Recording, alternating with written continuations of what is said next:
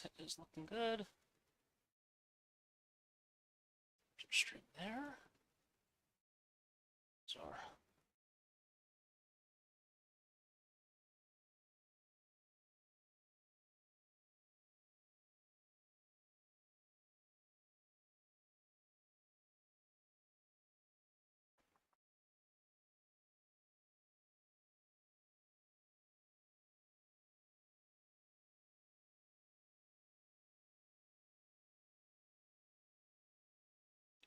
sometimes I just don't know if YouTube's gonna be doing it.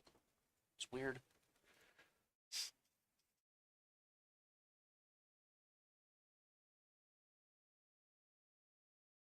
It looks like it's going.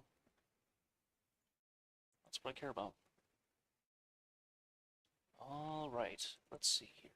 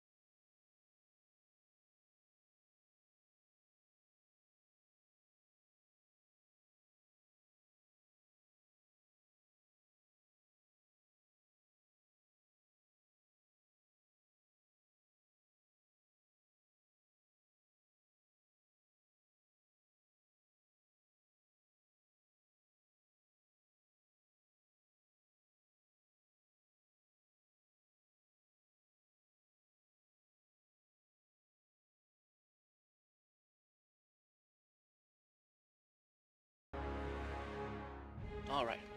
Hello, everybody. We are back, and we are going into Tyranny again. If I remember last time, we found the wound, which was kind of this cosmopolitan hidey hole for everybody who didn't like how things were going on in the world. So we went through there. I don't know if it continues on, but there was just a lot of stuff going on with that right now, with that there. So we'll see how it continues on.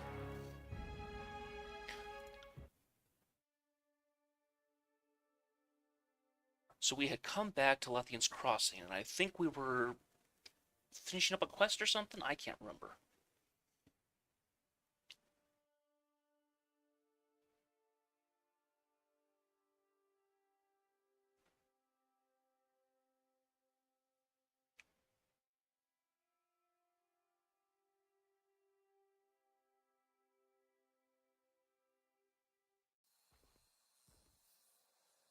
Let's see if I can figure out why we came back here.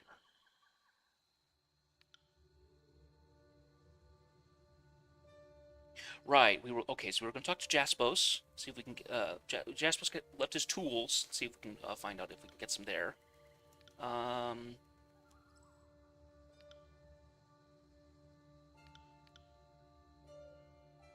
then we also had Melita. Okay, yeah. So there's a couple quests that were actually from there, and we're going to go see if we can.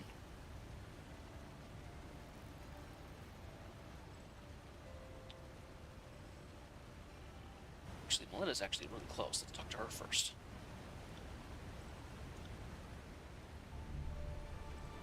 So we're going to see where the game gets us to today.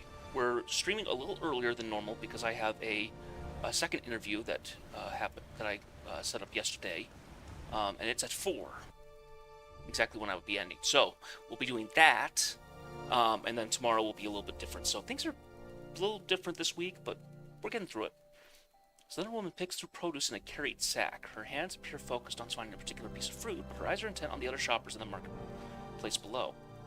A man passes her, accidentally dropping a pouch as he goes. He bends down to retrieve it and hands it back to him. Careful, he almost lost this. He takes the pouch with a blushing smile and promptly walks away, clutching the pouch close to its side. Let's watch you approach as the man walks away. Greetings. How may I be of service?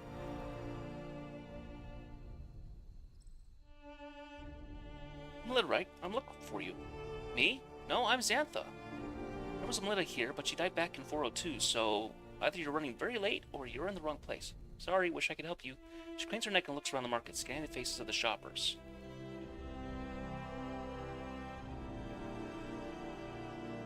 I'm here on behalf of Wagstaff.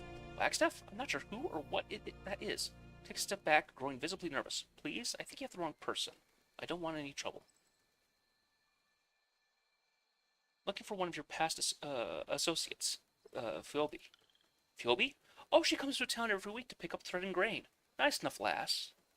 Gonna be a real looker when she comes of age. She in some sort of trouble? She's a bit young to be running afoul of the law. Clever, I almost didn't see you palm those rings into that pouch. Almost. I didn't realize I had an audience. Must be a sign I'm slowing down after all these years. Don't worry, nothing underhanded, just trying to repay a debt on the quiet. Certainly someone such as yourself understands the need for discretion. Hmm.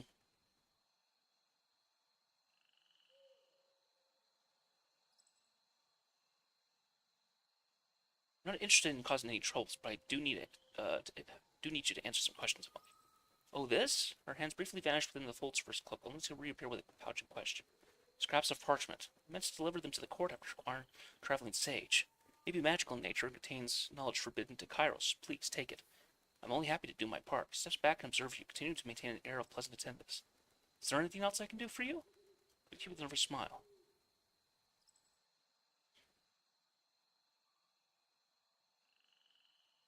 Just what are you here to peddle? I used to specialize in writing things, but the schools are gone, and so are most of my clients. These days, I deal mostly in wineskins, shoes, and lamp oil. Nothing glamorous, but what else do people need during times such as these?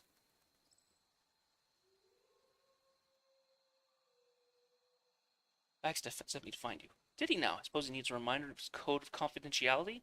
If I may ask, how and where did you run into Wagstaff?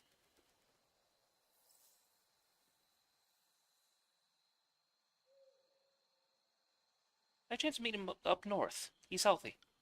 He indirectly hinted he was considered Journey's back the Tidecaster flotilla and guessed he really meant it. I need to find Phoebe. Well, the fact that I know her, that's free. Current information costs extra. Information on friends costs extra. So that isn't the kind of question I'm comfortable answering. I can be trusted. Ask around town if you don't believe me. Can't buy grain with noble sentiments, but if a fate biter is asking, I can find it in me to be forthcoming. Phoebe sent me the occasional missive. Last I heard from her, she doubled back towards the burning library. She got herself into the dangerous notion that she can recover scripts from her old home, though I think she's avoiding the actual library, seeing it's the epicenter of devastation. She mentioned a place called Phlogiston, which I think she means the village that used to be called Babbling Springs before the war, out in the contested lands. And that's as much as I know about where to find her. If you can't find her there, maybe she's taking her chances at the library itself. That's all I need to know.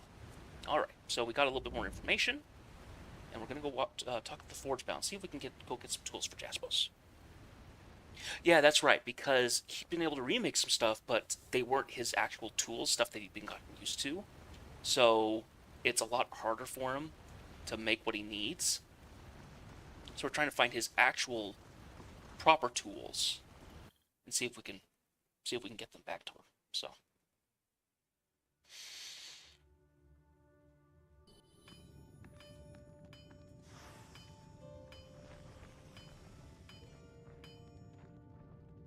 do we have to talk to somebody specifically?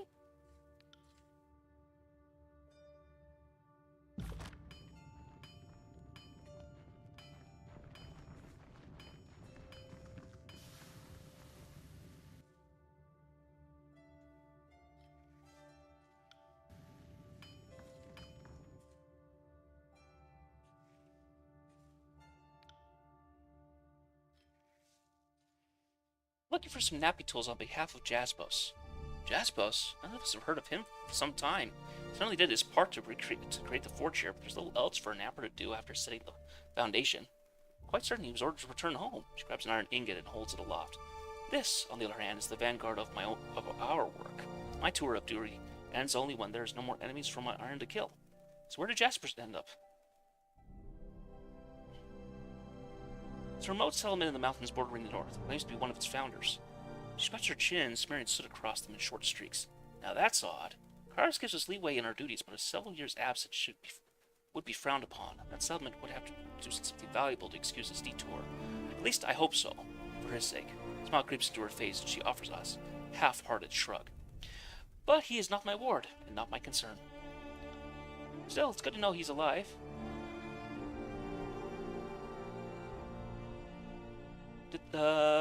Why did you know of Jaspos? Only superficial, sadly. He worked in stone. I'm more keen on metal, so we rarely compared notes. I knew he was arrogant, confident beyond his years of talent. Not to say he was inept, far from it, but a few years of flaking shirt does not make one Kyrus' gift to the forge-bound. Does Jaspos have any associates still around? Once this place was built, most of the nappers were sent home. I know his supervisor was Cassandra, master of napping. She was sent home as well. She's a bit on the years, not quite fit for the long walk back, so I think she's currently enjoying the boat ride home. Did the stone nappers leave behind any of their tools? If so, where might I find them? I have no idea what inventory the stonesmiths kept with them. All our stone workers left some time ago. A few of them meant to return home by ocean travel, which meant first traveling to the southern coastline. I imagine they'd probably gone by now. If you need those tools, can't imagine they had room on the galley to take all their sledgehammers. If I were you, I'd ask for Cassandra, or, since she's likely on a boat home right now, see if some local has drafted to attend her and haul her stuff. Tend to her or haul her stuff. Maybe they inherited some of her excess belongings she didn't take on the boat. Aside from that, I suppose in the abstract, I could have someone cast a few chisels and hammers, but if you're looking for tools made by and for the stone experts, I think South Haven is your best bet, short of slogging it back to Fort Resolution. I must be going. Alright, so we now have 2 new map locations. Let's see if we can actually get something out of it.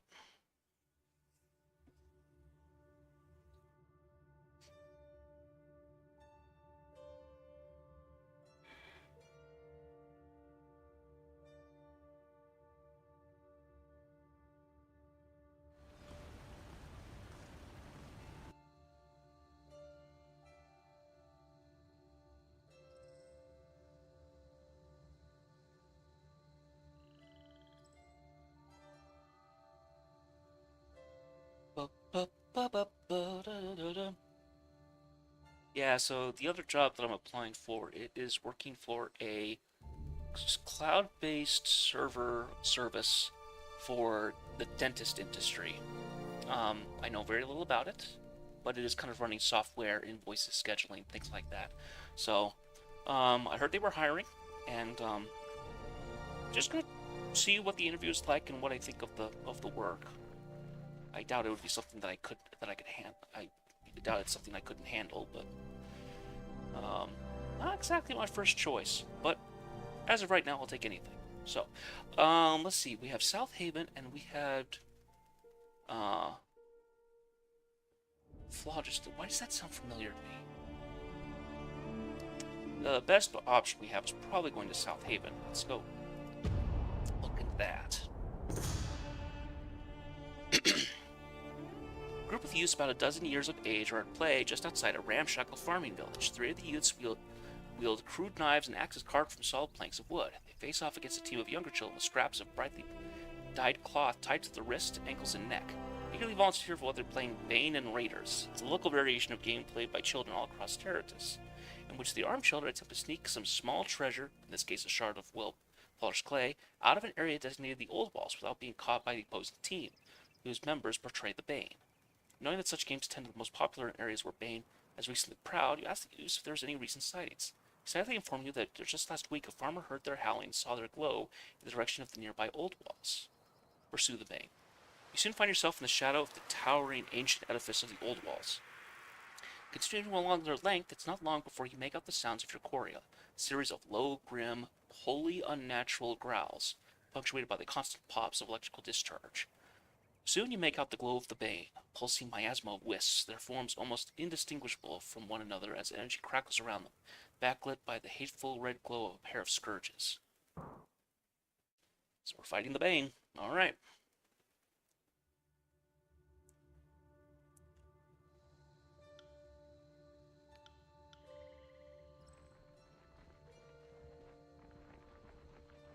Can't do that. Your days!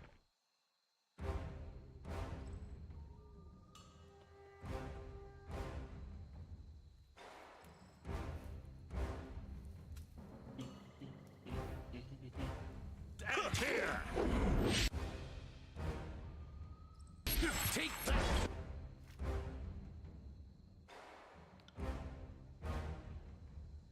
I really can't absorb anything like that.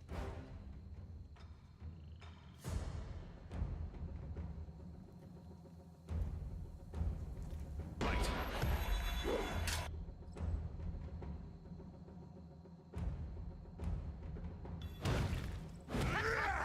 Too easy. Ah, frightened.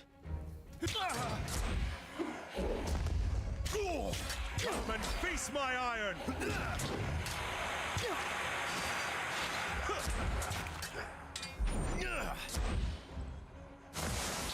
See that? I'm not entirely... I know my own strength.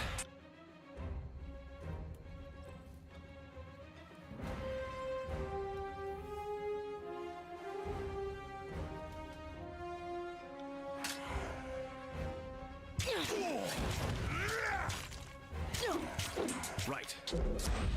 Anyone else want to tangle with this old man? I know my own strength.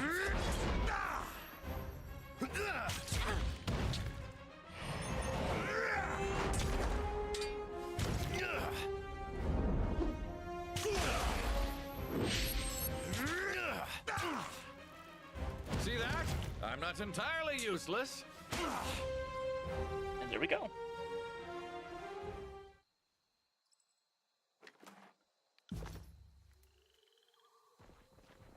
We continue on.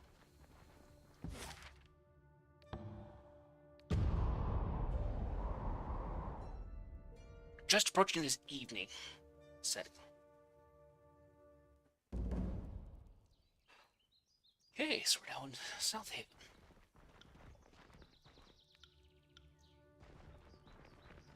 Oh, the Fatebinder, welcome to South Haven.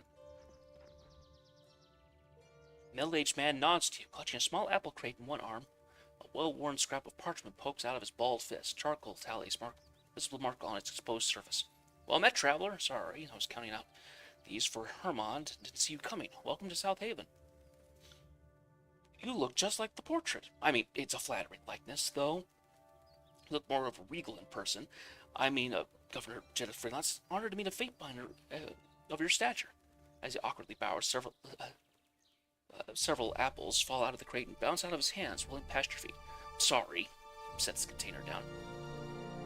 Is there anything I can do for you? What do you do here? Me? Oh, I'm not anyone important Fatebinder. I never took to a particular trade, and I'm not a man of letters. I just help out where I can, just towards the crate behind him. I count the produce for Hermond. He lets me take a few fruits when I'm done.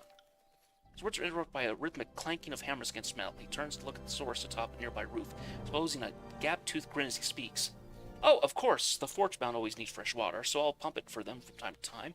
Of course, sure, Cassandra appreciates that. I'm not familiar with South Haven. Tell me about it. I'm not sure what is really all worthy of note. He scratches his chin, inadvertently smudging it with charcoal. We've got the river and the sea nearby, and live by what they bring us on the good seasons. Trade for what we don't have when our luck dries up. If you're bored already, good. I think our forces are too bored, or we're bored too, and seem to ignore us. Some recruiters from the chorus came in years past and rounded up some folks who were out in the fields. I think they took Tolet's boy, and also the Corba twins. That was the worst of it. I've heard plenty of stories from elsewhere in the tiers. 3 folks gone, while a tragedy. Nothing compared to the suffering seen elsewhere. We were fortunate, no denying that. No denying that. A lot of these fellows ended up stand up by Forgebound. Oh, their arrival was the biggest change we've had in a long time. It's been maybe 2 years. This guarded entourage came to town, and we all thought we were being invaded, but nope. Just a bunch of craftsmen booking passage out of the port south of here. When they arrived, they were all ill with fever and needed to rest. Since old Lioness knocked off, we let the Forgebound use her house. We all assumed it would be temporary, but either the ship they meant to board sank, or they had a change of plans. Span later, the Forgebound were still here and making themselves at home. Didn't hurt that the villagers here were fascinated by their crafting magics. The youngsters in the village all lined up for lessons, and Kairos be praised, they saw fit to tutor some of them. You've been awfully helpful. Spears and arrowheads for our hunters, plows for the fields, fish hooks for the rivers, even a hearth or two for those cold nights. Also helped keep us safe and stand watch over the town. If I were younger, I'd ask them to train me. Sandra's almost at work, just on the roof of the building behind me. She's a busy woman, but I'm sure she'd have time for you, Fatebinder. What do you know about Cassandra? She's incredible. She's no spring chick, but can split a boulder better than any man in the village. You can tell her apprentices respect her just by the way they look at her. Everyone in the village feels the same. She speaks up, we take notice. She is intimidating though. Wanted to give her a suggestion about some stone arrows she fashioned. She looked real angry when I approached her. She was yelling at one of her students, and another was on fire or something, so my timing was poor. There's lots I'd love to learn from her, but I'm too old to be taken seriously as a candidate. That's all for now. Interesting, so they're all still here.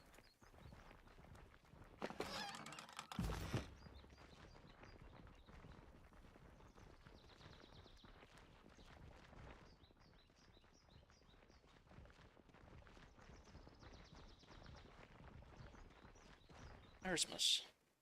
The young man squints at the bottles in front of me. He picks them up, shaking them, and sets them down, dissatisfied after every examination. Was it fennel pollen or rhubarb root? Catch sight of you and stop to search. Hello, traveler. Something I can do for you? What are you looking for? My wife took fever recently, burning temples and an awful rash. She's a tough one, but I wanted to give her some medicine. I know that boiled silverthorn works well, but that's a few rings too many for me. Must be an alternative. Elderbark is what you want, almost as potent as wood, but a lot more plentiful.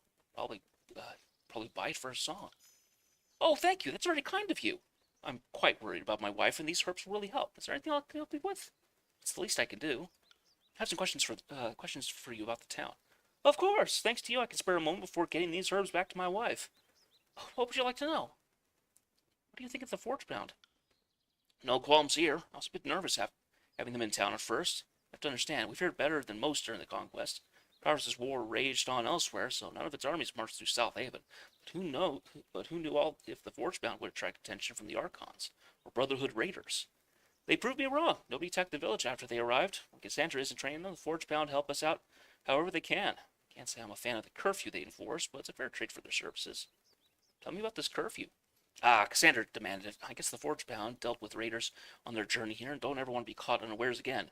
It's a hassle, but I'd rather them here. Not like I need them wandering around in the dark anyway. So aside from a few folks, most of us stay indoors come the evening. Cassandra's apprentices then keep an eye out for intruders after full days of work, too. Theirs is not an easy trade. Do you have any opinions about Cassandra? I have no issue with her. Truth be told, I've never really spoken to her. You can hear her barking orders at her apprentices at all hours of the day. I never felt comfortable interrupting their sessions, though. I know some folks like Captain help them out from time to time. Perhaps you should ask him. Tell me about Caperton. Caperton's been in South Haven for a long time. Everyone knows him. He's a simple man, but about as good-hearted as they come. My father grew up with him right here. Said he's always been kind. Captain doesn't have a trade to speak of, other than helping others. He'd probably go out to pick herbs for me if I asked him. He likes to stay near the village entrance to direct travelers most of the time. Since he's always assisting folks in the Forgebound, he's one of the few that's allowed to wander about during evening curfew. That's the Forgebound workers with a knowing smile. Of course, everyone knows he's smitten by their leader. He finds every excuse to be close to the Forgebound and every excuse to avoid speaking to Cassandra. He's an old man with a child's heart. Farewell. So, pretty pleasant around here, by all of you at the moment.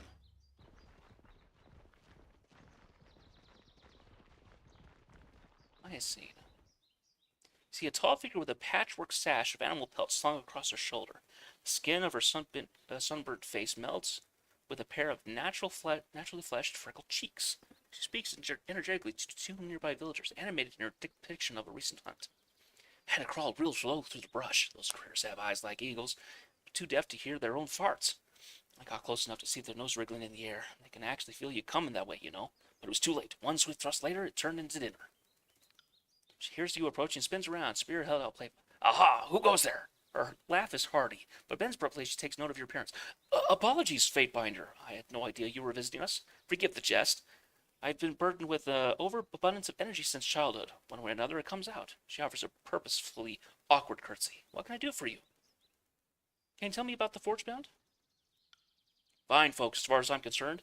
Everyone around here is better off with them. Cassandra and her students keep them supplied with fresh spear tips and arrows, so my life's never been easier. They spend most of their time in training, though. I think that's the real reason they're here, to pass on secrets from master to pupil in a safe place. Cassandra's a hard ass, no, in more ways than one, but her students are better off for it. He certainly makes short work of any of our requests. Nails, hooks, blades, whatever you can think of. Only old Lycus didn't take too kindly to the presents, but because he's a half-rate smith whose blades are as limp as he is in the sack. Anyway, I like them. They're not too wild about the curfew they've demanded. I'm not too wild about the curfew they've demanded, but Cassandra insists that it's for our safety. I haven't seen any Brotherhood or bandits while out on my hunts, so it's not like we're less safe because of it. The toothy grin, Hyacinth offers a friendly wink as you approach. Fine day out, fine binder. What can I do for you? What do you think of Cassandra?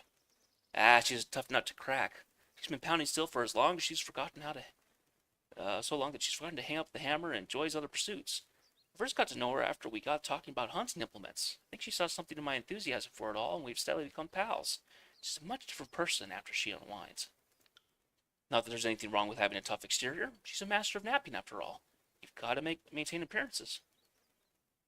Sandra's gravelight tool seems unique. Any chance she'd part with them? Doubt it. All she ever goes about is chisels, moils, flates, tampers. Who know they were so much about the wedges with handles. If you need tools, ask her. I bet she'll make them for you just to show off what she can do. But her tools? Seriously, those are probably the only things in the world she genuinely loves. Very well. Alright. Interesting so far. Interesting. So, seems everybody's happy. The curfew seems a little odd. However, seems like they've gotten a strong enough reason for it to be. So.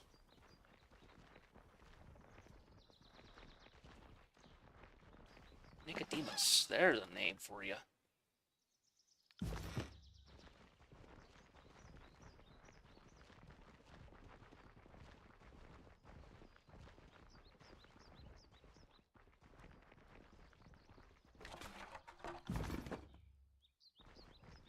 Go ahead, grab some food. And we'll talk to Cassandra.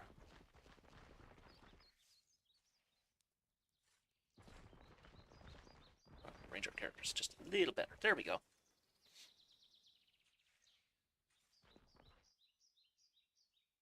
Small group of forge-bound stand in conference around an older, gray-haired woman. Blue tattooed streaks trail down from her hairline, coming to rest upon a pair of eyebrows permanently fixed in a severe expression. She grasps a hunk of jasper and strikes it several times with a sharp piece of obsidian. Motion should feel rhythmic when you work the stone, as mundane as breath. Her sinewy biceps contract to control the force from each impact, keeping the jasper remarkably still. Listen to your senses. If the shape in your mind doesn't feel inevitable, then you're wasting your strength and my time. Noticing her approach, she halts her demonstration ways off to her apprentices. We'll continue this later. Fatebinder, I'm Cassandra, master of napping. The forge-bound present are in my charge. She grants you a perfunctory nod. I know your time is limited and South Haven too remote for this meeting to be chance. What is it that I can do for you? How'd you end up in South Haven?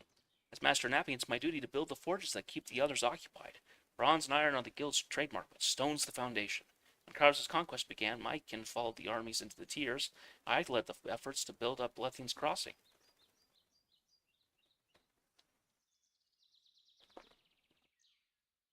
Our task at the crossing complete, there was naught to do after but return home. I had barely made this long march south, so I decided to head towards the closest port, just near here, planned to catch a boat right back home. But the journey here was difficult. Brotherhood bandits ambushed us on the road. Her eyes narrow at the memory, and she rubs the left side of her abdomen. They fancied our forge implements and thought them fair payment for use of the road. I refused, and we brained them with our hammers. Cracks her neck with a quick tilt of her head. I cracked a rib or three, and some of the other parties were wounded, so resting in South Haven seemed wise. Locals were overly accommodating. I started wondering if I'd even live through the sea voyage home, so I decided to set up shop and teach here. Our temporary stay became rather permanent. Do you know a man named Captain? Oh, for F's sake. She rolls her eyes to still and lost composure. Lovesick cub if I've ever seen one. He's helpful with hauling and odd jobs, but enough of his endless pining. Not that he's ever experienced love, as best as I can tell. He's well past fathering age. Probably couldn't find a VG in a brothel. He mostly keeps his affection to himself, thankfully. He's harmless and always compliant if you yell loud enough. Do you fancy spineless men? Have at him. I thought forge-bound shaved their heads. Permanent smirk for the briefest moments. I've shaved my head for nearly every day of my life. I think I've earned a reprieve. She lightly smacks the back of the apprentice's head as he kneels to work. These idiots don't get that luxury. We all have these traditions for a reason. If you waded into a forge fire all day, you'd better know to grow a mop of wicks out of your head. I mean, fair enough. Fair enough. Certainly wouldn't want to have hair when you're walking around a forge all day. I thought Jaspos was master of napping. Jaspos? I thought officers of the court would have better informed Fatebiter. There can only be one master of napping at a time. Not a corpse yet, despite the wishes of my apprentices, so the title remains with me. So what rank does Jaspos hold if he's not a master? Why are we even talking about Jaspos? The only title he's fit to wear is Master of Arrogance. He's a dutiful enough student, but I've heard the boasts he's made to my apprentices in private. He learned quickly, I'll give him that. He's a long way from attaining any kind of mastery. It takes at least a decade of consistently impressive work before the guild will allow for the title of master to be bandied about. If I drop dead tomorrow, there's a dozen others more qualified to inherit my title. So that's a long sigh, her eyes narrowing as her upper lip twitches. What gives you this notion that Jasper is the master of tapping? It's a detail that came up as a part of the investigation of mine. I can say nothing more on the matter. Jaspos has claimed that title for himself. Mother ever. She takes a hammer and smacks it against a nearby wall, sending fragments of it flying. The gall of that man! I'd cave his in as an example were he here. Strikes the wall again for good measure. I have chisels older than him. He's far, far too young for such rank. He, of course, has potential. I wouldn't instruct anyone who doesn't. But he seeks approval of the people rather than his own craft. Hardly a master mindset. The guild will act on this. Making a false claim like that is a serious offense in our ways. As soon as I can, I'll pen a missive to my superiors. His arrogance will be disciplined. I'm here to retrieve Jasper's napping tools. Jasper's tools? What nonsense is this?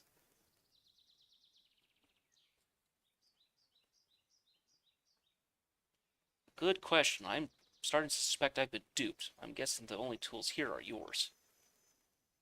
To commemorate my 50 years with the guild, Zidania made me his tools set of the most exquisite craftsmanship. No doubt that's what Jaspos had in mind. After we left Lethian's Crossing, I noticed the set was incomplete. Several key hammers and chisels, one of my best loops, all missing. At the time, I assumed the fault lay with me. The way to South Haven wasn't without its troubles, and I assumed I misplaced things during the shuffle. Never have guessed that Jaspos would steal them from me, from his own master. If my knees were still good for sprinting, I chased down the ungrateful rake and pulverized his skull one bone at a time. Rage seemed to vanish with a shrug and a smile. I suppose making tools is what I do best. Not like I can't replace what I lost, but those tools were a gift. Not even I can fashion sentimentality out of rock. I'm not exactly sure I can help with this situation, Freebinder.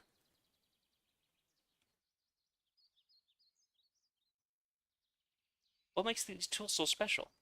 Zendania fashioned them as part of a series of works inspired by some pre-war study into the tidecasters and their ways. She took up it upon herself to spend a year working only with the crystals and the metals the casters used in their designs. My tools were some of the best pieces that came from that year of experimentation. I'm trying not to make a big deal of having tools inspired by Tearsman magic, but they are the finest I've used. I guess the idea is that some of the Moonlight's energy remained trapped in the business end of the tools. All I know is that when I have them in hand, I can work faster and with more precision and strength. In truth, I can do just fine with lesser tools. As much as I adore the set Zendenia gave me, nobody can make a handle to fit my hand quite like I do. Picks up a small hammer, twirls it in her hand. But if Jaspos thinks he can claim the rest of my tools pretend to greatness, that ungrateful wretch is dead to me. If my knees were in good sprinting, yep. I misunderstood the situation. The tools are rightfully yours. Thank you, Fatebinder. She visibly relaxes, as do several of her apprentices who quickly return to their duties. Glad we could come to this, clear up this misunderstanding. I'm sorry that one of my own deceived you. As his instructor, I should have spotted the flaw in his scruples. Shame is mine that he was not cleft from our ranks sooner. I must go. All right, so we have another liar. Yikes. Once again, another game where that someone lies, and another instance when somebody lies but seems sincere and find out that but they're just as much a liar as anything else. Well, let me see here.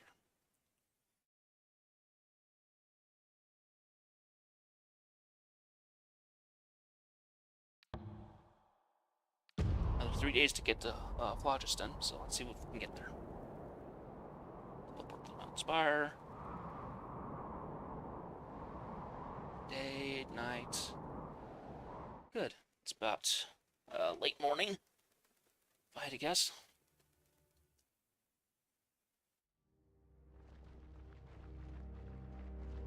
Oh boy. Entry? One moment, my friend. Just let me finish this thought. So about Lexamy, what would you like to know? Oh, I've already asked him all that stuff. One moment. Let's discuss Of current course. matters. How can I help? Know anything about the region we're in? This place was home for a very, very long time. Lots of memories. Not sure what you want me to discuss. Of course. How can I help? Okay, so doesn't have a whole lot to say about the matter. I'll leave him be. See that? Well,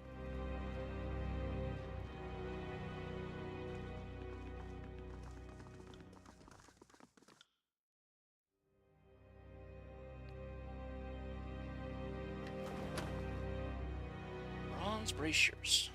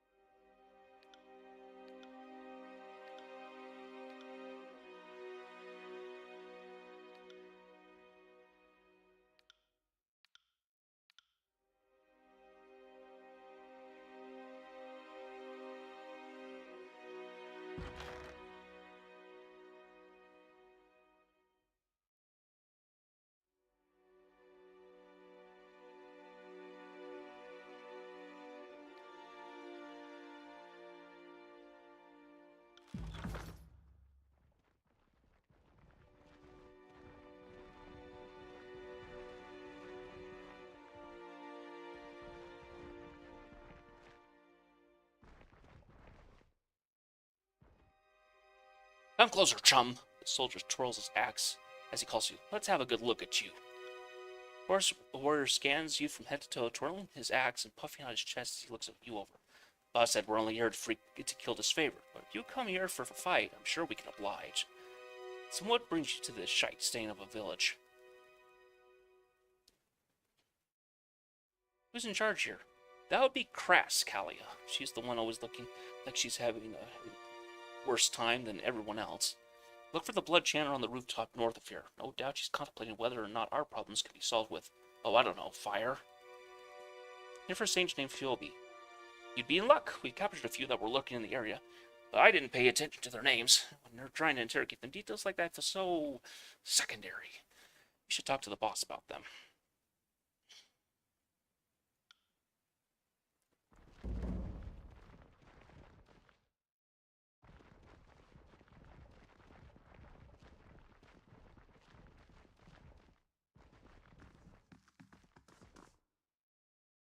Tall, heavily scarred blood chanter stands before 3 bound and bloodied sages. She raises her palm, bright orange with an unnatural heat, and presses it to one of the captor's eyes. His agonized screams blend together with the hiss of cooking flesh, ending only after he slumps over, passed out.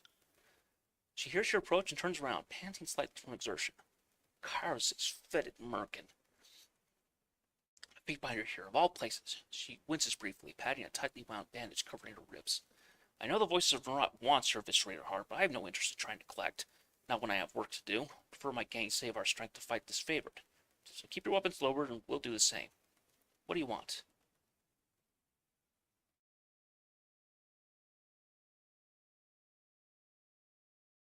Needs to speak with the sages. Bad chance, Fatebinder. I'll respect your rights to Tunut's laptop.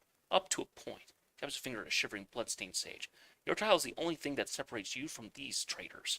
Rot will drive a spike up my ass if you learn that I let you talk to them. So no effing way. What were the sages doing here when you found them? Nothing seems to arouse these sages more than the idea of reclaiming their precious knowledge. No doubt they meant to sneak into the burning library. Otherwise, why trudge through this sad eyesore of a country? They aren't talking, though. Not that these sages would ever get past our garrison, unless they meant to take a different route. Maybe soft, but they aren't idiots. They're up to something, and I'm going to find out. How'd you get that wound? I let my guard down. Didn't watch my flank. Got slashed in the ribs by some runt sage. His ridiculous quill knife. She grimaces as she adjusts the bandages around her midsection. Let's do it.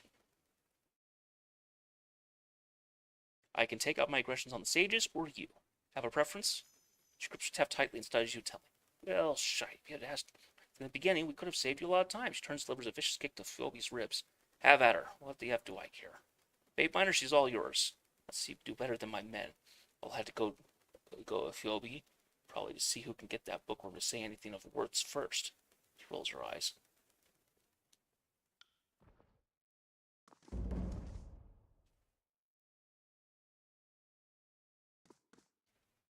Another interrogator?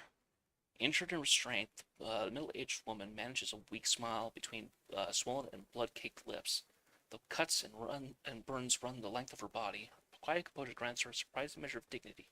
Apologies if I'm running short on screams. She chuckles, wincing from some unknown pain. Ah, Sage Phoebe, you're looking like you're staying active. Oh, for the love of... Why am I not surprised to see the Overlord's most loyal fanatic on the side of my captors? Who's your friend? This is Sage Phoebe, one of our brighter members, if it pains me not to say so. She's an expert on concealment magic, or at least should be an expert enough not to have been caught. Marching to Kairos' drumbeat already? Was this the arrangement? You preach surrender to the sages, and Kairos' minions treat you like a kept pet.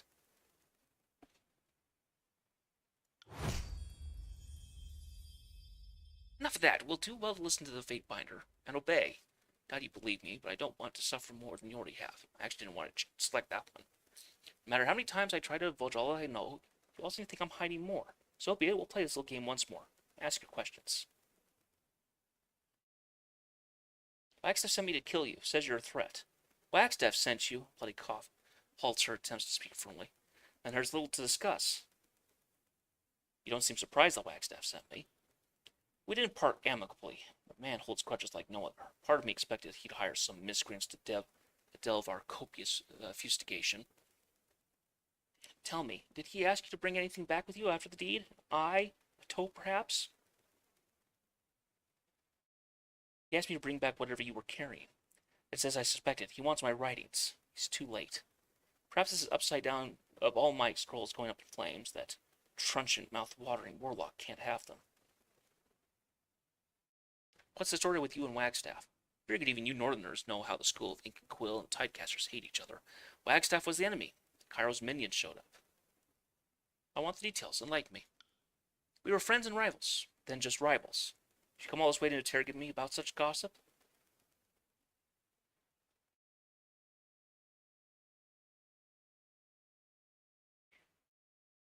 I already know the unmentionables. He spared few details. I want your side of the story. That loose-lipped beast running pig! Effort didn't hop on the flotilla with the rest of those briny cowards. Yes, we had a relationship, physical stimulating as it was mentally exhausting. It was a tryst that spanned decades. Our schools forbade such pairing, and common sense did so as well, but the danger only made it more intoxicating. What'd you gain from your collaboration with Wagstaff? Plethora of volatile emotions and coitus-driven reconciliation, if you'll pardon my candor. She shakes her head, wincing in pain. It's a bit strange to recall such things while festooned with bruises. Again, pardon my candor.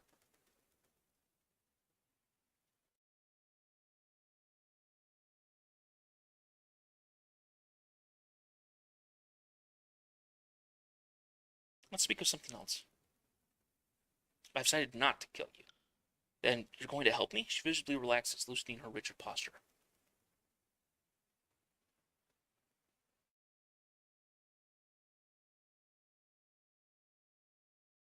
Talk to the course about your release if you can give me something in return. Though I have little to offer, everything I have is yours if you can free me. Just speak to the course, please. Deal. I'll handle the course. Oh, and Fightbinder, if you consider doing a bloody solution, let me give you something to consider. Of late, they seem to be amused with wagering on events in the burning library. I'm sure you could get them fighting if you put your mind to it. Or convince them to let me go, but I think we both know brutes listen only to violence. She stifles her usual grimace as you approach. Fightbinder, so what do you want? I want you to release the sages.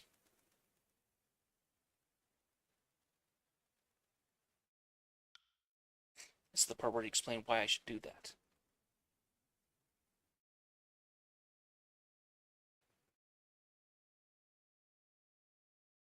This isn't going to go well for you if you keep getting in my way.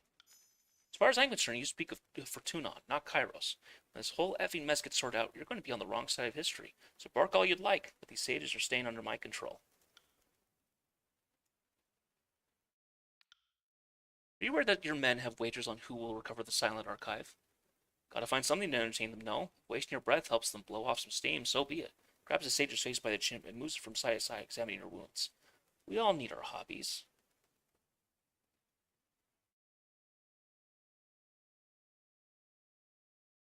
Kairos' laws are clear. I have no choice but to punish the offenders. That's your right, Feinbeiner. You want to talk to Skinner, let him know what's to come. Pauses, leaning in closer to speak. They may be assholes, but they're useful assholes. Sages aren't easy prey, but they did well here. Something to think about, maybe. Oh, and then we have, Ragwort here. Kara's warrior halts her work on the grinding spices with a mortar and pestle as you approach. The sharp, pungent smell of herbs and oil stand out over the pervading smell of char in the village. You, need something? Callie speaks for the gang. You probably want to have words with her. Tell me about the captive sages. I scarcely had words with them, which suits me fine. She jerks her head towards Skinner. He's our torture enthusiast. Maybe speak with him? What's your role in the gang? Me? I just do what Callie says and try not to get in her way. Since most of these louds can't smell over their own stink, the honor of cooking falls to me. She wipes her nose across her arms before returning to work of grinding her mortar and pestle. I can't complain. It insulates me from abuse. Even Skinner knows better than to mistreat the person who prepares her food. See if we can get a rise out of Skinner.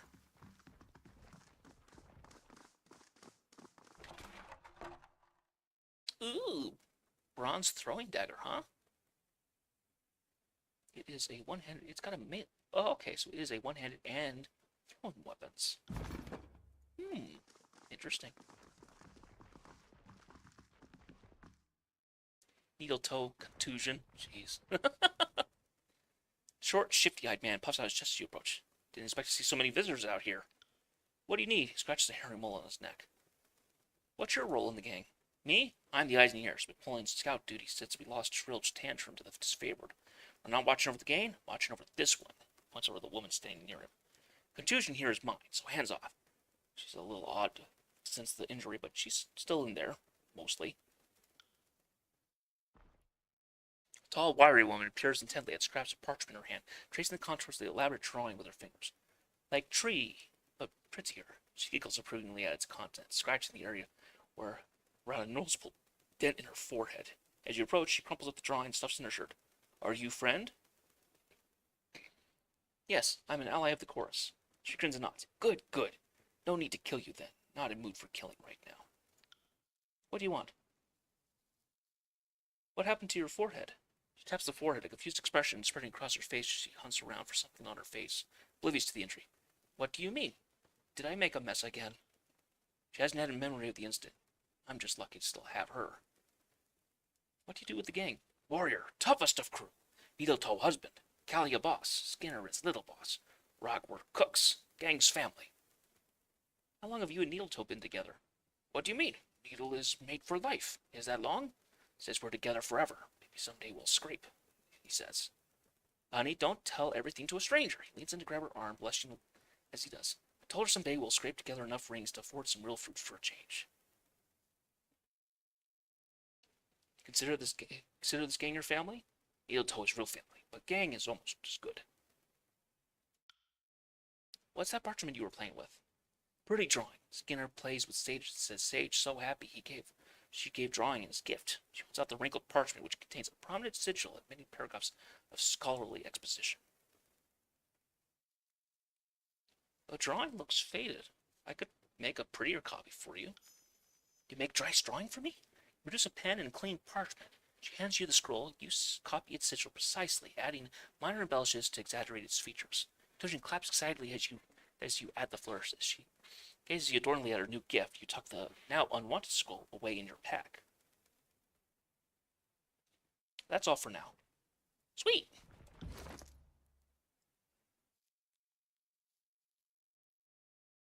So I need to look at my... Not the consumables, but where...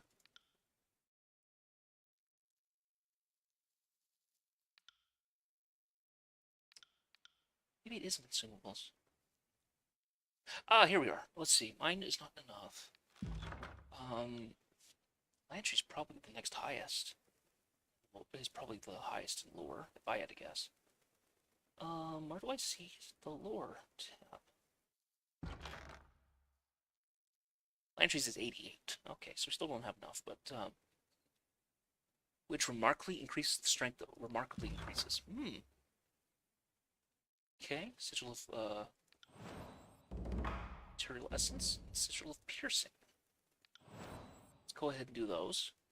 In here. Oh, cool, so we've got another one. Create spells that alter the target's weapon. We have one here. You need to...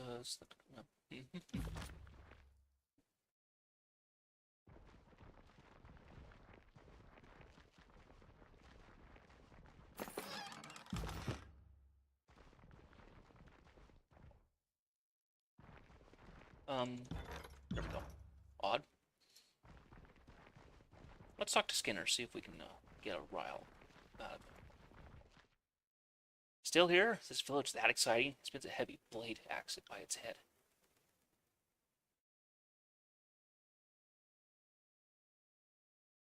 Learn anything from the sages?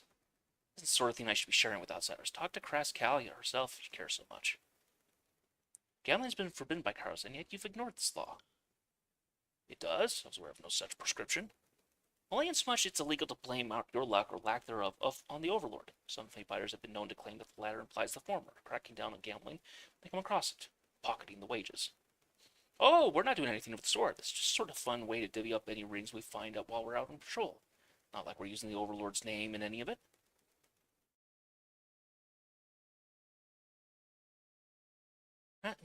There is a way you can make up for this. Speak with Callie and convince her to release the sages. Yeah, I get it, Faithfinder. Not that I'm complaining. It's more than a fair deal. Decided to lose our playthings. I'll talk to Kalia.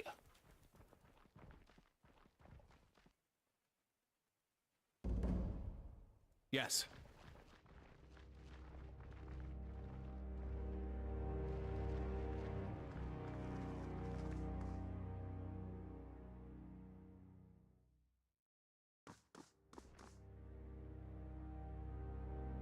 Welcome back, Faithfinder. I was able to convince the chorus to let you go. Sage was momentarily dazed. I can scarcely believe this, Faithfinder. Though we could both be free of the chorus and that you'd ever help us. As far as I'm concerned, they're both minor miracles. Thank you. She hands you a pouch of rings and small collection scrolls. Take these. Hopefully they will satisfy Wagstaff's demands. Despite her many wounds, she arches forward and manages a deep bow. Thank you, Faithfinder. Safe travels.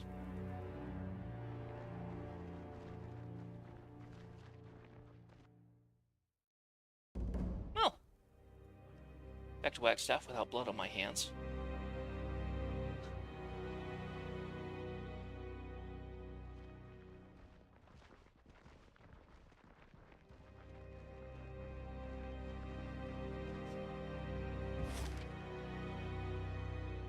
Okay, so give me a moment here. Back to quests. Okay, Kobe. Okay, so we're gonna head back to the location, I guess. And that was back to Bastard's Road. I'm gonna go to go.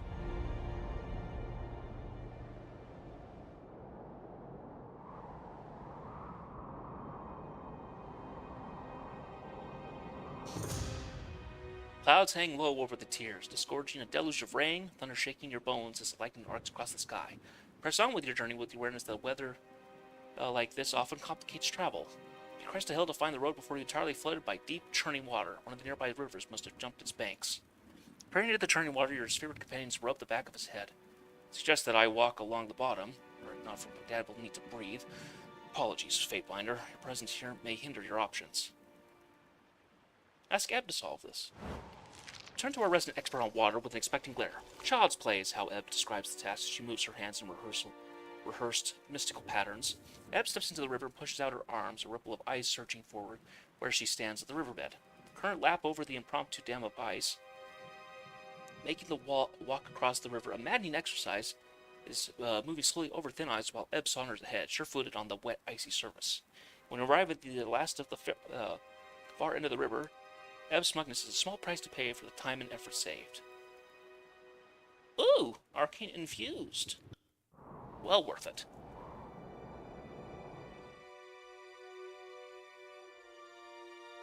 Alright, back into the wound. Well, now that we know that Jaspos is a lying miscreant, still feel like he's better than Wagstaff. Yeah, let's run over to Wagstaff first.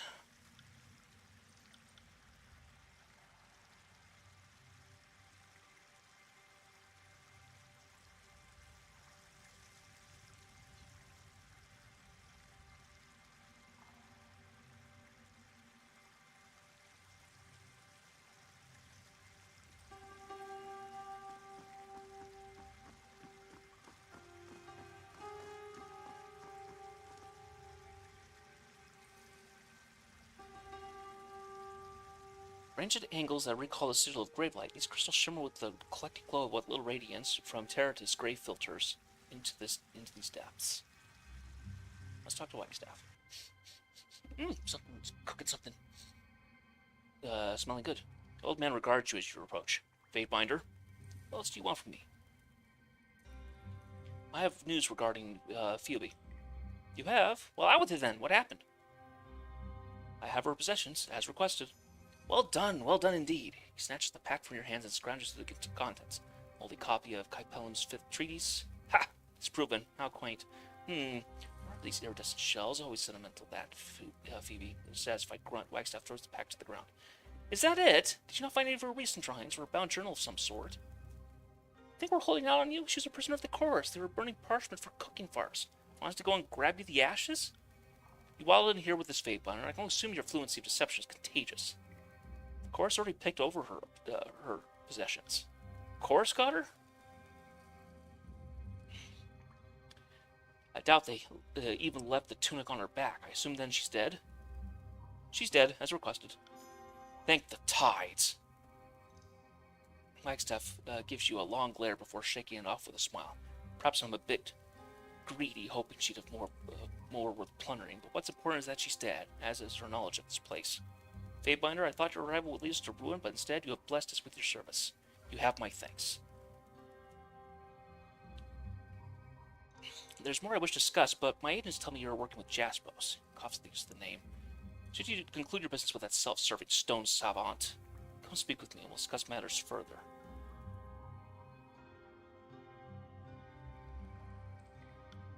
Go wait for now. Let's see here.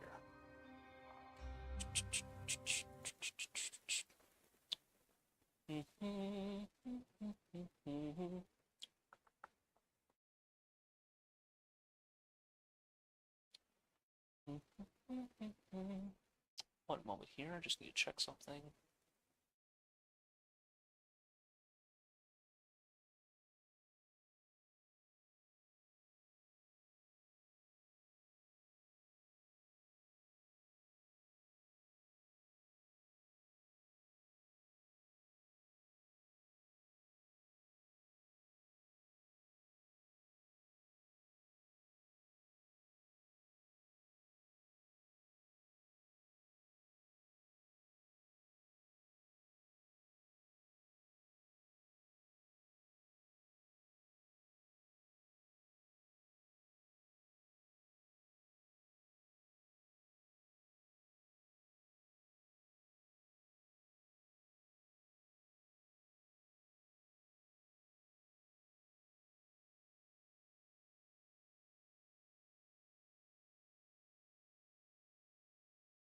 let's see here. Get that back up. Zip it back down. There we go.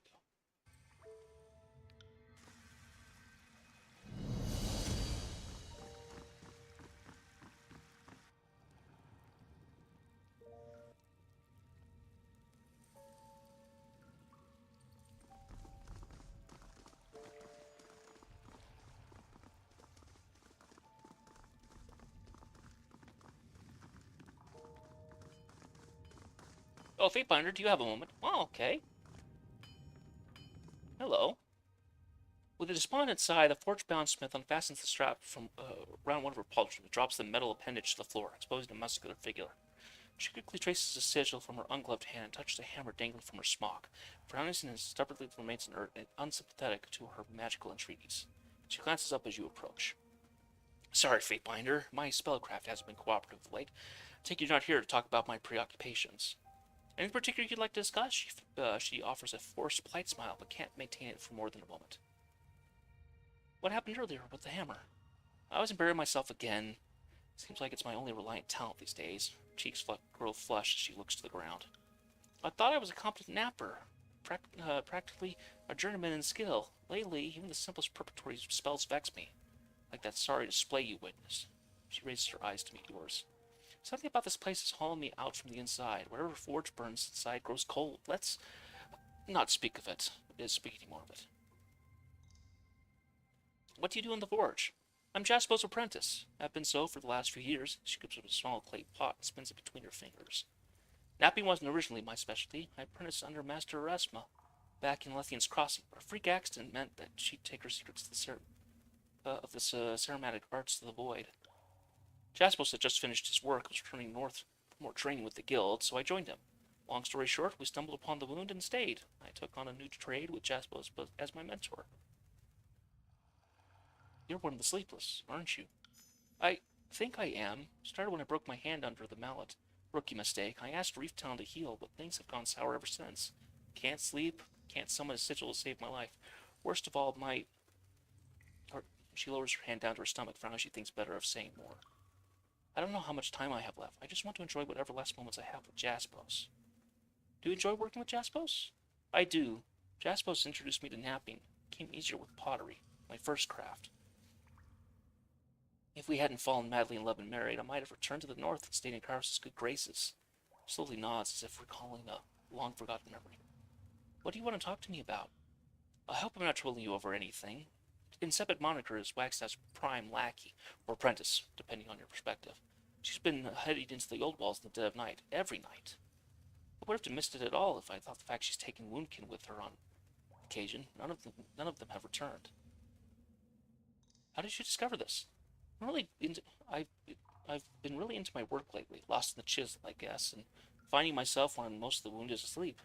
Not every task needs a workbench, so I take my shirt, I take my grit, and I go for a stroll. I see Sepid Moniker. If it were just one night I see her doing this, but I'll look into it.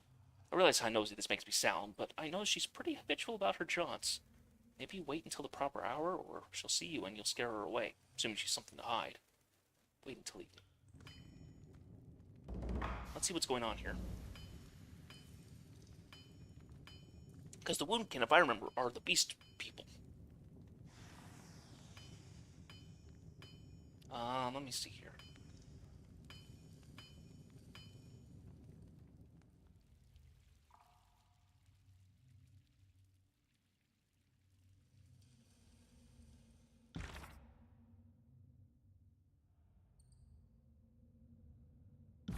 South End, like down here?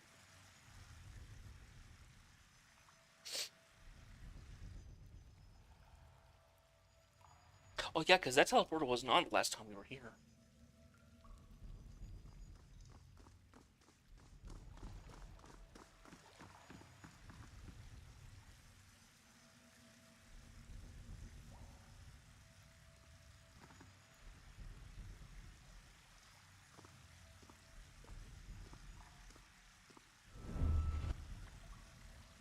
Hmm.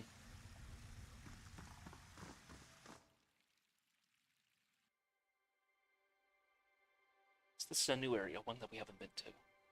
But there's many rooms there's many chambers in the wound I haven't been to yet. So let's see what's going on. Ooh, that's new. What is it? Old water. Interesting. On it. Throw ourselves up like this. Examine the barrier. Air shimmers with heat, border flickering arcane fire, marking an impassable barrier that prevents access to the old walls beyond. Okay. It's odd.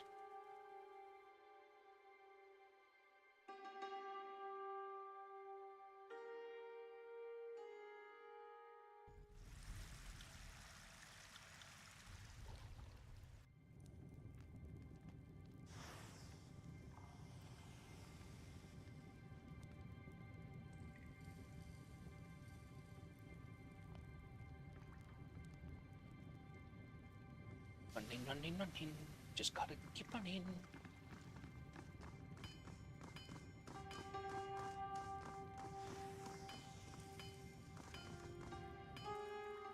Though she looked directly at you a moment earlier, the torch-bound gaze now appears unfocused and soft, fixated upon nothing in particular.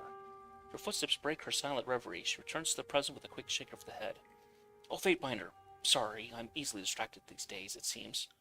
Anything particular you'd like to discuss? I traced her path, but was blocked by a magical flaming barrier of some sort.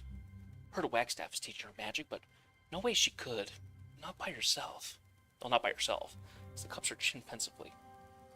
Fire makes me think blood channers. Maybe she's liberated something from an old chorus rival? Or she figured there's a way to control an old walls trap, but to my limited knowledge, those traps don't use fire, but some other sort of arcane energy. If you're short on ideas, you can always speak with the prisoner, Telesofia. She sees everything from her perch. Most everyone talks to her at some point during the day, so maybe she's seen something or heard something that could point you in the right direction. Interesting. Let's go over here and let's talk to Jaspos. I need to confront him about the truth. Ah, Fatebinder, you've returned. Is there something you needed? I decided not to take back your tools. His smile vanishes and quickly replaced by a mask of carefully suppressed rage. Fatebinder, that news is beyond displeasing to me. I thought the tools made for Mach's request. Don't see a way for us to forge on ahead. Slams the sledgehammer into a nearby rock, pulverizing by any use. Excuse me, Fatebinder. Settlers have needs I must attend to.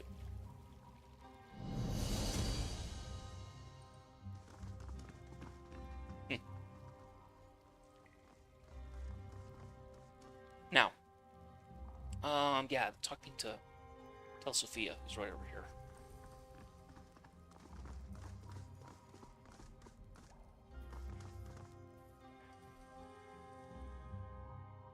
How's today treating you, Fatebinder? Looking for information you may have. Glances downward and contemplates quietly before speaking up. Information is the one thing I can offer while trapped here. I'm sure you're looking for something important. I'm looking to do something important. If you can help me right an injustice, I'll tell you whatever you want to know. I'm listening. You may have noticed an Earthshaker walking about this place. That's Argan. He betrayed my unit the same way Karen turned from his allies. The coward surrendered the moment blades were drawn. Now he spent his day cavorting with Jaspos, lost in mystic foreplay with that fool that ought to be forging proper war iron, not polishing rocks. Karen's rogue disciples were to be destroyed, yet I have no way to just satisfy that order, short of strangling him with my legs. So I'm asking you to help. Give me the justice he deserves, and then I'll tell you whatever you want to know. How do I know you actually have what I'm seeking? I may as well be an ornament atop this column. People either ignore me or whisper their secrets right under my nose, or share them with me when they're missing a friendly ear. You'd be surprised how normal my presence here is considered. I know everything going on down here, whether I like it or not. I'll think about it. I've got all the time in the world, all the time in the tears, Fatebinder. Think about it as long as you want. Her lip curls upward to form a crooked smile. Okay. I must be going. I think he's right over here. Let me talk to him. Man clad in the frayed remnants of his Earthshaker uniform focuses intently upon dark stones held in cupped hands. His eyes move from one piece to the next. He hears your footsteps and shifts his gaze to meet yours. Fatebinder! Forgive me, I didn't see you. Jaspos has me performing these exercises to attune my senses, to see the shapes hidden within the rock. Flustered, he quickly tugs on the hem of his shirt and straightens his belt. I may not be with his favorite anymore, but I still recognize the Fatebinder's authority. Is there something that you need? How does this Earthshaker end up in the company of this motley? I'm the odd man out, I know, most of his purple-gray garments. After Karen has been declared a criminal, Graven Ash charged us with scouring the Archon's belongings and tracing his path. I was with the group headed for the Gates of Judgment. As we cut west across the mountains, we came upon this place. Of course, any association with Karen doesn't make me popular with the Legion. Sophia was all too eager to remind me that if Karen's treachery were ever to come to light, all Earthshakers would likely be executed for assumed collusion. So you'll forgive me, after stumbling upon Bastard's Wound and facing insurmountable odds in battle, I decided to surrender rather than join my hateful companions in death. What do you think of Bastard's Wound? I find myself at home here, even if everything about the old walls seems antithetical to life. If the bay don't kill you, the water will. Without Jaspos, this place couldn't exist. His eyes moved from the churning water to the massive stone wall stretching towards the sky. The old walls have always been invigorating spaces for mages of my ilk. They're like untapped fonts of magical energy. The ancient masonry, inspiring. What was life like to people that shaped these massive walls? He shrugs amused. You speak well of Jaspos. Jaspos is anything. Teacher, husband, companion. Argent's gaze turns thoughtful. He's teaching me to connect with stone in a deeply personal way. Earthshakers manipulate rock, but we don't feel or shape them with the intimacy of the forge bound.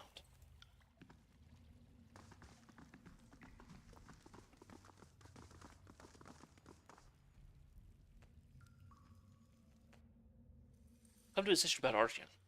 Yes, what are you going to do, Fatebinder? He's as good as dead. Oh, wonderful!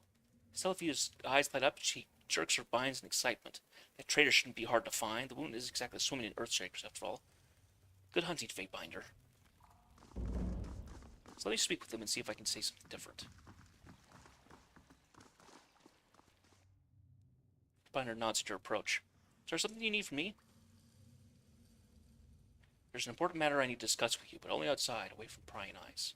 Well, if you saw the Corse King squatting in the ruins outside, I guess it's safe to get a step outside and enjoy the fresh air. If it will assist in your Fatebinder duties, let's talk further. I will meet you outside.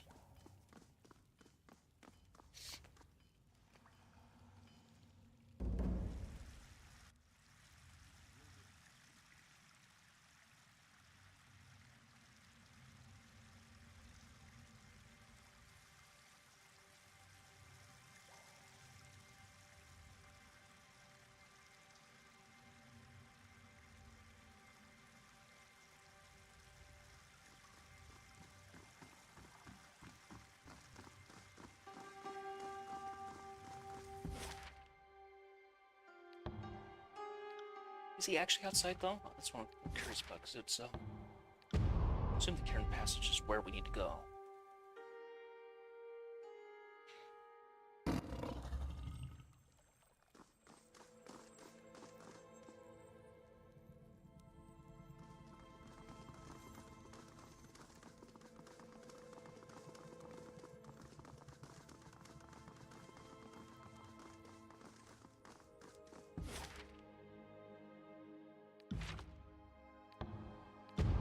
Maybe it's the Shattered Bastard. Maybe that's where it is.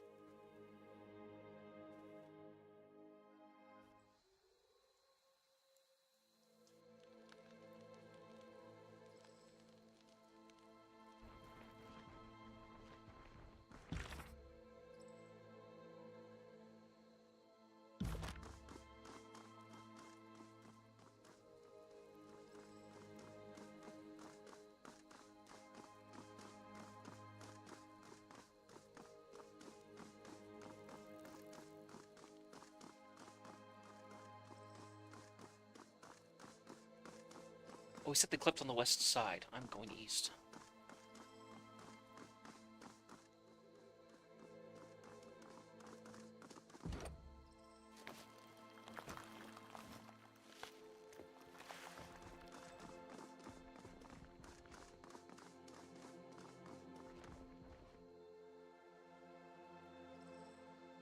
Earthshaker watches the horizon over the from the overlook, taking a deep breath in the crisp mountain air with a satisfied smile.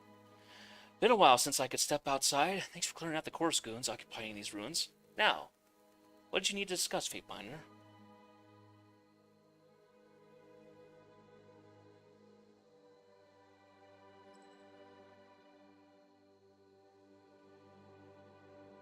here on behalf of Telsophia.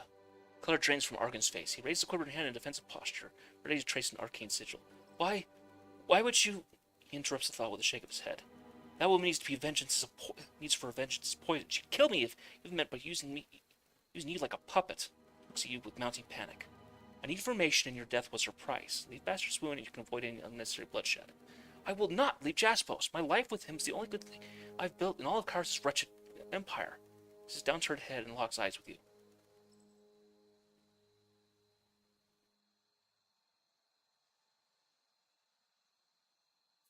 Your life is in your hands. Walk away, and you may live. I could.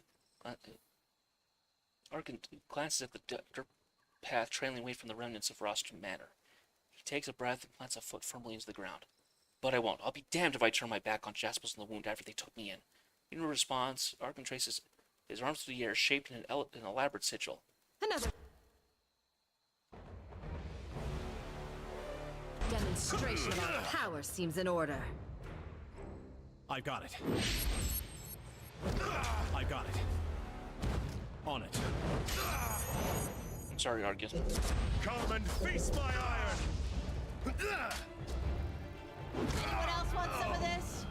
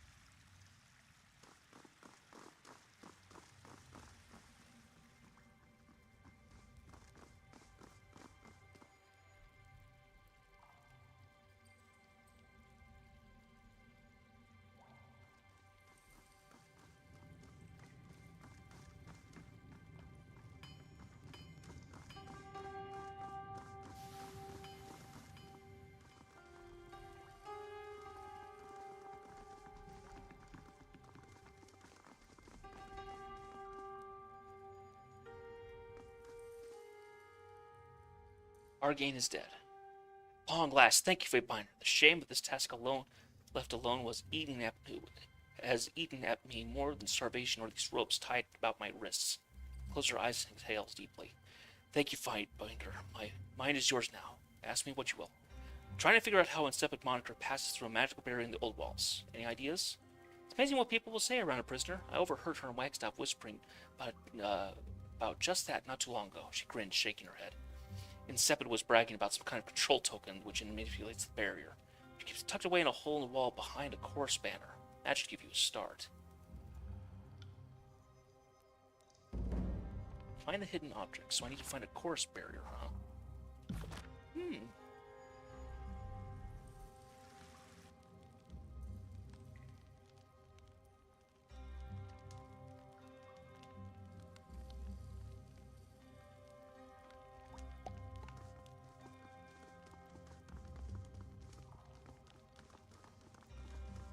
Ah.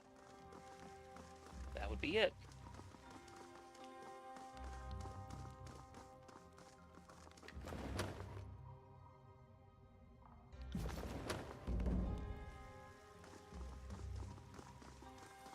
Oh, but I can't do it. I have to wait till evening again. I don't think I can't travel there.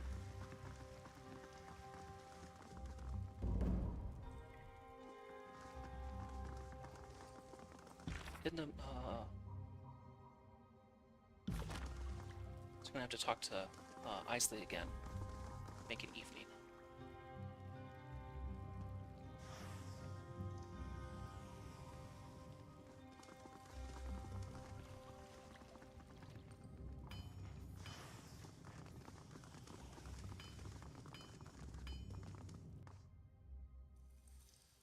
Hey, Bunder, have you seen Archie recently? His duties normally keep him near the forge. He's been gone for a while. Argan has enemies in the wound. Send him away for his own safety. He's gone? Isley's eyes widen in disbelief. And you did him a kindness. Jaspos couldn't protect him forever. With luck, he'll be able to return in safer times. Anything particular you need to discuss? I need to wait until evening. Alright. Now we go back to here. The teleporter.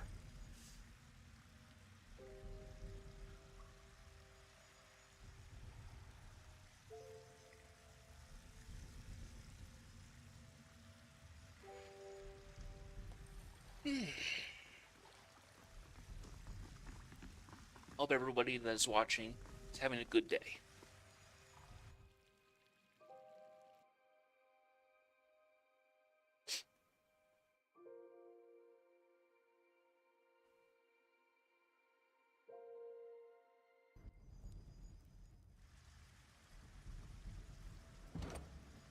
That's blocked a magical barrier of fire.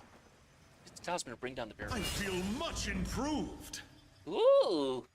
Barrick, you have leveled up. Fantastic. Let's see. Feel a bit of magic defense. How about that? Go to here, punch.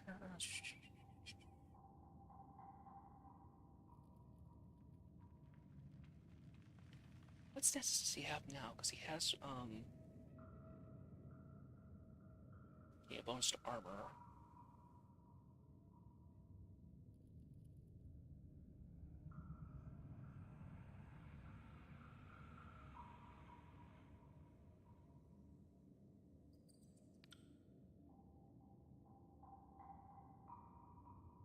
Yeah, let's do that.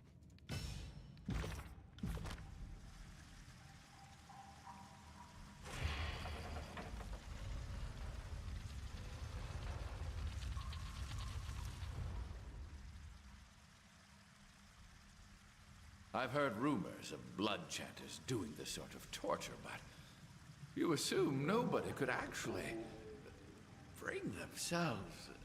Oh.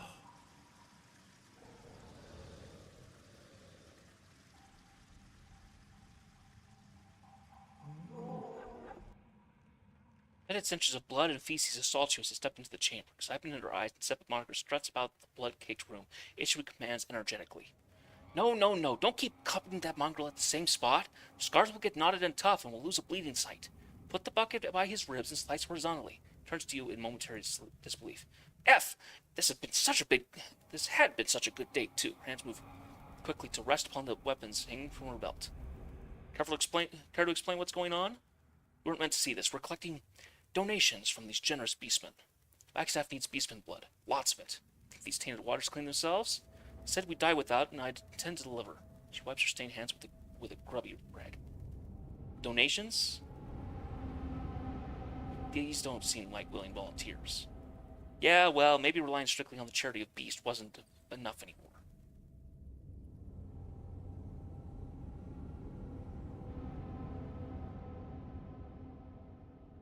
Explain why I should allow this. No dancing around it. Someone's going to suffer. Only question is whether it's men and women or beasts.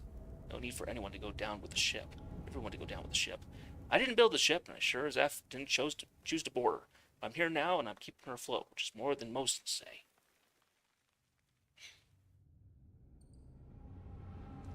Don't want to kill you, but I can't let this atrocity continue. Make your choice, Fatebinder. We've already made ours. She rests her hands upon her belt, mere inches from her blades. Enough of this. Your life is forfeit. Just like the old times, boys. Whoever kills the Fatebinder gets a week of my water rations. Drawing a blade from her belt, Separate Moniker rushes at you with a feral cry.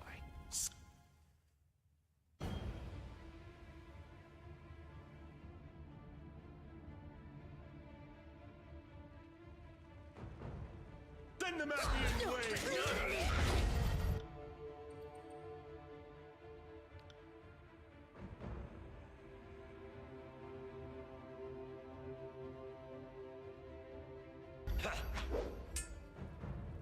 How it's done. Are you afraid of death, worm? Will do.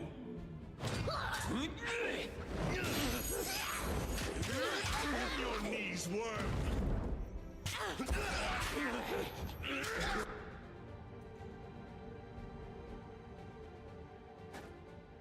Have to hit harder than that.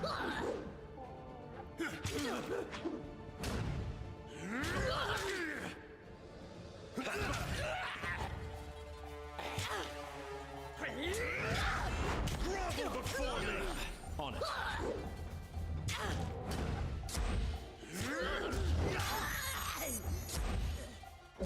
That's how it's done.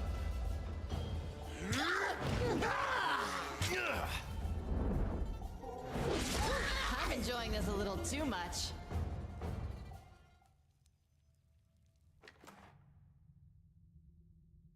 Keystone. Use dance of beastment to enter the depths of the old walls.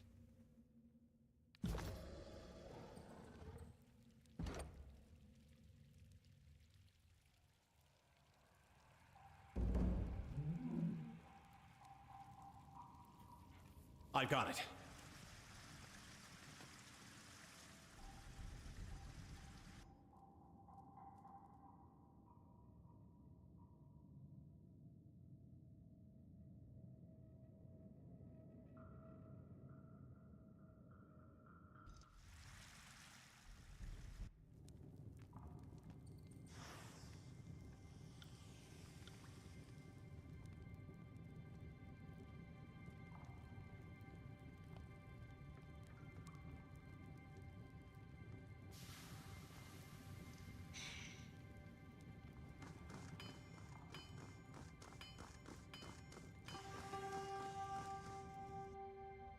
Though she looked directly at you for a moment earlier, the fortune-bound gaze now appears unfocused and soft. Oh, yeah. It's something she never gonna. I was able to follow Incepted moniker. What did you learn? Isley sees her idle handiwork of polishing flint, looks at you with her undivided attention.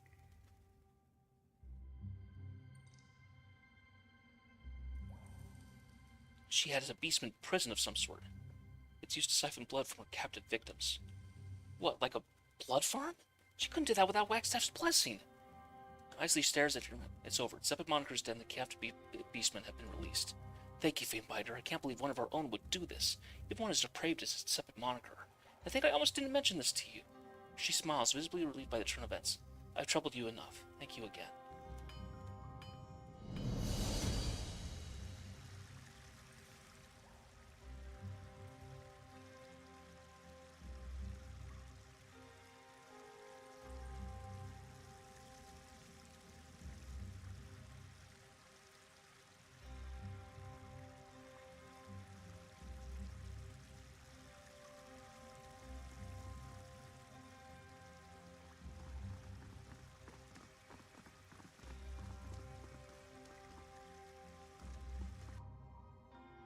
Ah, Famebiter, I've been meaning to speak with you. I don't suppose you've been seen in Sepid Moniker, my rather foul-mouthed apprentice.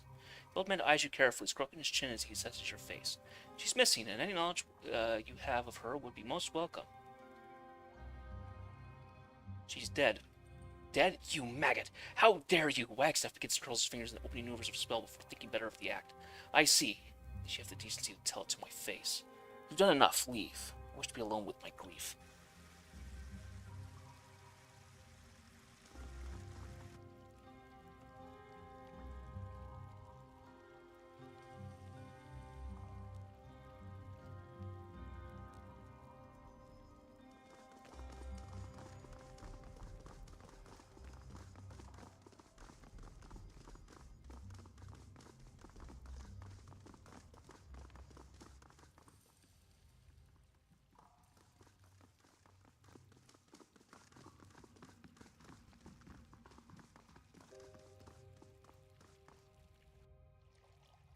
Ah, Famebiter, good to see you again. I don't suppose you've seen my associate, Argon, have you?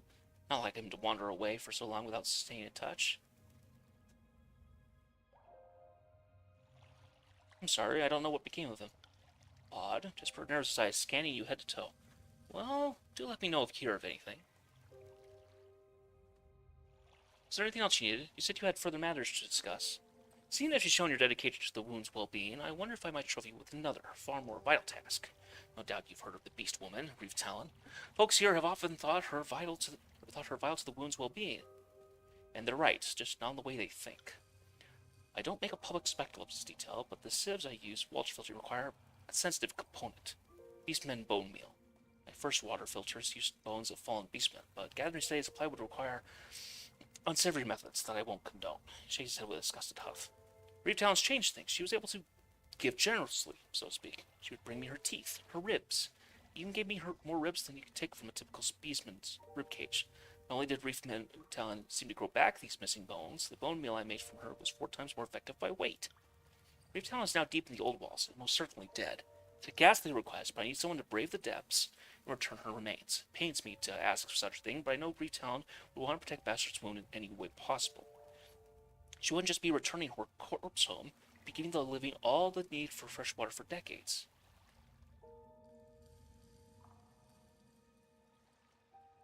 So wait, all those water cisterns were made out of dead beastmen?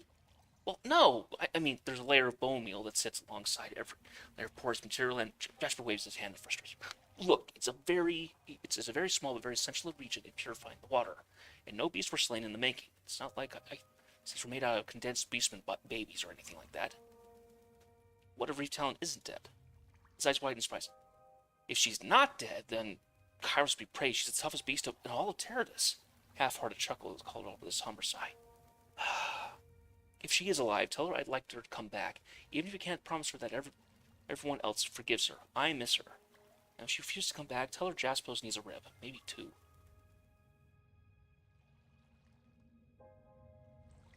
I'll help. Where can I start my search? We know she descended to the depths of the old walls. The teleporter at the east side of the wound would take you down there. I wish I could give you pointers beyond that, but as you'll discover, the old walls twist and snake as they descend. Where Reef Talon is gone is anyone's guess. Thank you, Fateminder. It pains me to ask such a thing of you, but I do so for the sake of my people. I can keep us drinking water for a span or 2, but without a new supply of critical reagent, our days are numbered. Hold on to this. Jesper hands you a lustrous stone attached by a woven lanyard. Allow you to activate the teleporters and sigils in these old walls. Just please don't lose it. Does it activate the old wall sigils? Well, it looks like you made it. Correct on both accounts. I made sure the stone is geometrically perfect. Wagstaff has some methods for replicating the magic of keystones. He shrugs and bears a smile taking over his face. We made several of these warden keys for our patrols, but it was back before Wagstaff started showing his impetuous, quarrelsome side. And that's all for now. Make haste. My eyes and ears tell me Wagstaff has already sent a pack of goons to deal with Reef Talon. It's imperative you find her first. Last I recall, Wagstaff's thug-in-chief held the keystone from down below. Haven't seen her in a bit, but if you can find some other way down, find her and liberate her keystone. Okay, so which one am I going to then? Probably going to this one. Okay. That's what I figured.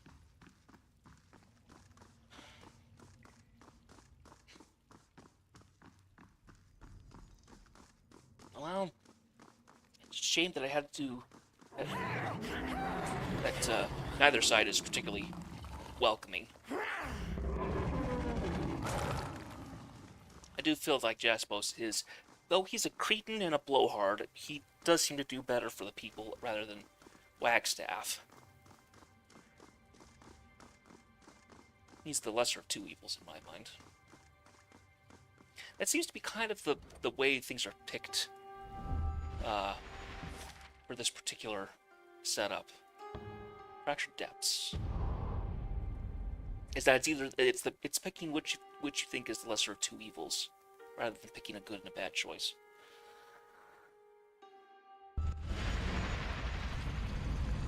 Let's update it. Use the eastern teleporter and search the old walls for Reef Talon.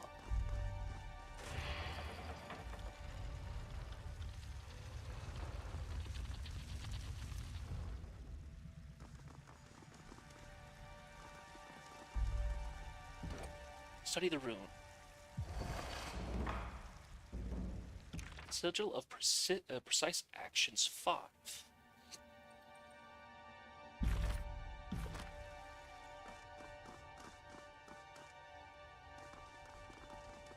Found something. Ah! Jeez. Actually jump scared me a little bit. Oh my gosh. Oh. Made my heart jump a little bit. Was not expecting my heart to jump that bad. That wasn't even a big scare. Simo torch. Okay, so we've got another torch key. I'm gonna have this, like, I'm gonna have to get, like, this entire ring of torch keys or something. My goodness. Okay, so...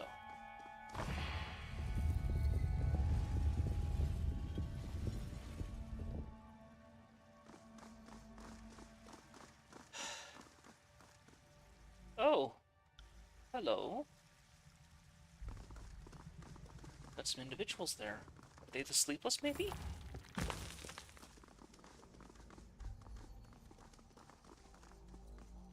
Trouble afoot. Seems like that is the case. Are you afraid?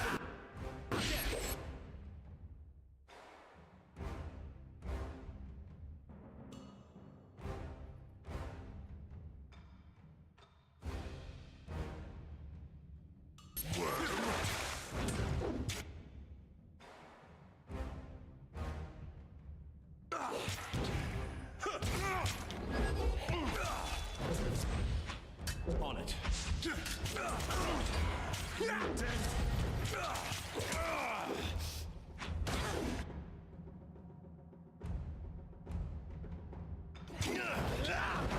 Trouble before me! Everything hurts! I'm enjoying this a little too much.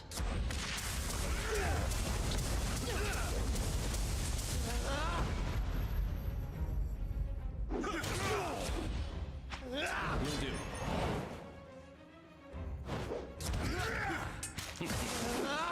I got it. Right. Come and feast my iron! Will do. That's how it's done!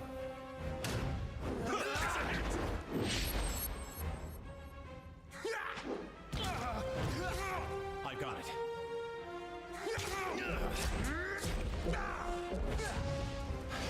I can't move! Right. I got it.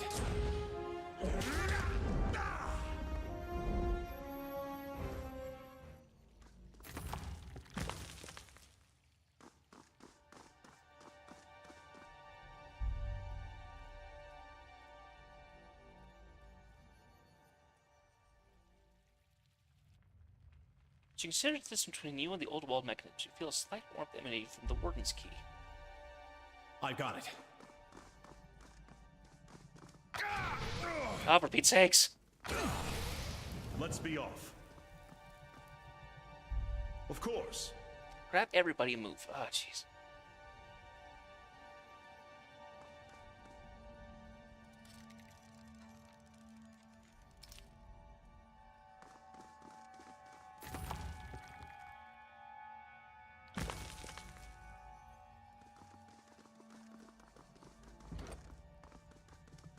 Hold those beak at the crystal. Yeah, so throw that.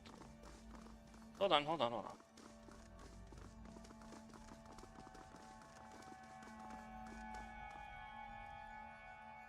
Fascinating. It's like the sigil of reaching grasp for keystones. Clever trinket. Indeed. Can't do that.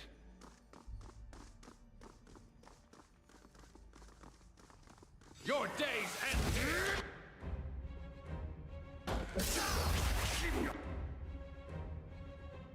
Filthy hands off me! Hey! Worm! Take